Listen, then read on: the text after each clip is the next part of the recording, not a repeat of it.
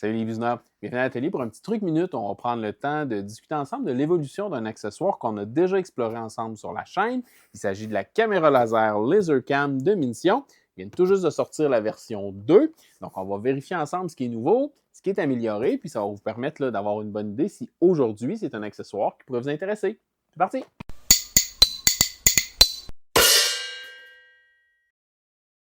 D'abord, je vais prendre une petite minute pour parler de ce qui n'a pas changé. Pour ça, je vais me référer à la vidéo d'origine que j'avais publiée à propos de la LaserCam. Et à l'époque, je soulignais qu'elle avait 4 fonctions principales, soit de surveiller, positionner, contrôler et enregistrer. Et ces 4 fonctions-là demeurent présentes.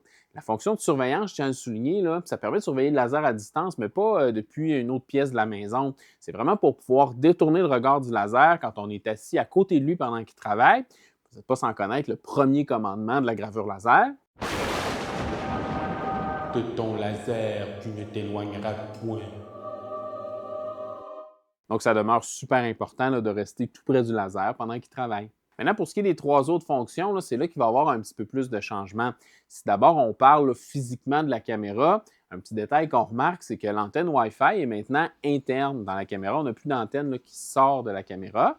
Donc, c'est une nouveauté de la version 2 ou une manière du moins là, de la reconnaître quand on voit les deux une à côté de l'autre. Un autre changement pour la nouvelle version, c'est le système de fixation. À l'époque, on avait un bras articulé qu'on devait placer au-dessus de notre laser. Maintenant, on a droit à 2 profilés d'aluminium qui s'emboîtent un dans l'autre avec des vis. C'est quelque chose de beaucoup plus robuste et de beaucoup plus rigide. Donc, il y a moins de chances que la caméra se déplace au fil de l'opération. Ce système de fixation-là m'amène à vous parler d'une autre amélioration pour la version 2, c'est-à-dire que la distance focale de la caméra a été diminuée. Elle est passée de 450 mm à 400 mm. Donc, la caméra, en sa position optimale, va être plus basse au-dessus de la surface de travail qu'avant. Ça fait en sorte que ce sera possible pour certains caissons fermés qui équipent nos lasers de pouvoir contenir la caméra. Ça va nous permettre de continuer d'utiliser certains de ces caissons-là avec nos lasers. Maintenant, quand on branche la caméra pour la première fois, les étapes de la calibration initiale sont exactement identiques. Lightburn fait un super bon travail de nous prendre par la main, étape par étape. Il faut d'abord prendre des photos de la petite carte avec les points de calibration. Petite parenthèse, une des nouveautés de la nouvelle version de la LaserCam, c'est que la carte de calibration à points est plus épaisse, plus rigide et offre une surface beaucoup plus plane que ce qui était le cas avec la version précédente. Ça permet de rendre les étapes de calibration initiale encore plus efficaces. Ensuite, on grave sur la surface de travail 4 mires qu'il faut ensuite pointer dans le logiciel.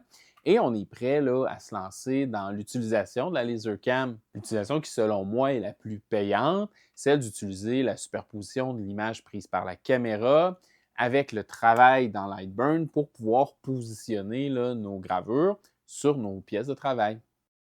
Mais la nouveauté qui, selon moi, mérite le plus d'être soulignée puis qui offre le plus gros avantage à la nouvelle version de la LaserCam par rapport à la version précédente, c'est l'introduction du pont Wi-Fi entre la caméra et Lightburn. Les instructions de configuration détaillées sont super claires dans la documentation de Minchen, mais grosso modo, ce que ça fait, c'est qu'on va brancher la caméra dans notre graveur laser et Lightburn et la caméra vont ensuite se parler par Wi-Fi. Donc, du côté de Lightburn, on va installer une nouvelle machine, entre guillemets, qui est en fait la caméra qui, elle, va contrôler le laser selon ce que Lightburn va lui demander de faire par Wi-Fi. Donc, le gros avantage, c'est qu'on n'a plus besoin d'avoir un fil entre l'ordinateur et le laser. Donc, ça permet super facilement de configurer des gravures puis de les lancer sans avoir nécessairement avoir l'ordinateur à moins d'1 mètre ou 2 du graveur laser. Moi, c'est super pratique dans mon cas. Mon bureau est installé sur un mur opposé à ma table de travail. Donc, ça me permet de pouvoir clic, clic, clic, programmer ma gravure. Puis là, je la lance, puis je me retourne pour la surveiller. Ça rend les choses beaucoup plus simples dans la routine de travail. Ça fait beaucoup moins de branchements à faire. Puis, ça nous permet d'avoir un peu plus de liberté sur le positionnement de notre poste informatique par rapport au positionnement de la machine sur notre établi. Donc, si vous pensez qu'une caméra laser peut être un accessoire intéressant dans votre situation, je vous conseille d'abord fortement d'aller réécouter ma première vidéo sur la première version de la LaserCam. Comme ça, vous allez avoir une meilleure idée de toute la base de ce qu'est la caméra laser. Et ensuite, si vous êtes intéressé par une construction un peu plus robuste, une distance focale un peu plus courte qui permet d'accommoder certains caissons fermés, puis une communication Wi-Fi entre votre laser et Lightburn sur votre ordinateur, mais dans ce cas-là, je vous conseille fortement de jeter un œil à la nouvelle version de la LaserCam de Minshin. Donc, les deux versions sont toujours disponibles sur le site de Minshin. Je vous conseille d'aller faire un tour. Je vais vous laisser un lien dans la description. Moi, je trouve que c'est un accessoire super intéressant là, pour les lasers à cadre qui n'en ont pas déjà. Principalement pour le positionnement, moi, c'est la fonction que j'utilise le plus. Mais ça peut être intéressant aussi là, de pouvoir surveiller le laser à distance, de pas trop loin, et de pouvoir capturer là, des vidéos de nos gravures, que ce soit pour les partager sur les réseaux sociaux, en temps réel ou encore en accéléré. Là, ça peut être bien intéressant de garder des souvenirs de nos plus belles gravures. Maintenant, j'aimerais savoir dans les commentaires ce que vous en pensez. Est-ce que c'est intéressant une caméra laser? Si oui, pourquoi? Sinon, pourquoi? Et comme toujours, si cette vidéo-là vous a informé ou intéressé, il n'y a rien comme un petit pouce de like pour m'aider à faire grandir la chaîne. Et si vous n'êtes pas déjà abonné à la Bisounerie, bien, je vous conseille fortement de le faire pour rien manquer de votre dose hebdomadaire de bricolage techno en français.